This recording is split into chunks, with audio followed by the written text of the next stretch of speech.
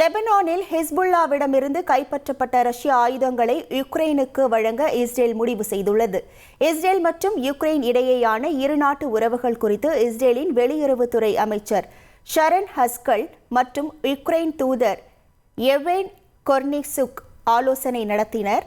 அப்போது லெபனானில் ஹிஸ்புல்லா அமைப்பினர் பதுக்கி வைத்திருந்த ரஷ்ய ஆயுதங்களை இஸ்ரேல் ராணுவம் கைப்பற்றியுள்ளதாகவும் அவற்றை ரஷ்யாவுக்கு எதிராக பயன்படுத்த யுக்ரைனுக்கு வழங்க முடிவு செய்துள்ளதாகவும் இஸ்ரேல் அமைச்சர் தெரிவித்தார். இந்த முடிவுக்கு யுக்ரைன் தூதர் எவென் கொர்னிக்சுக் நன்றி தெரிவித்துள்ளார்.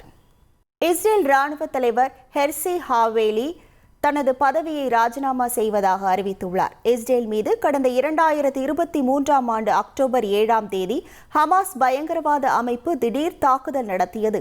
இதில் 1000க்கும் மேற்பட்டோர் கொல்லப்பட்டனர். நூற்றுக்கணக்கானோர் பணைய கைதிகளாக பிடித்து செல்லப்பட்டனர். இதனைத் தொடர்ந்து ஹமாஸ் இஸ்ரேல் இடையே போர் மூண்டது.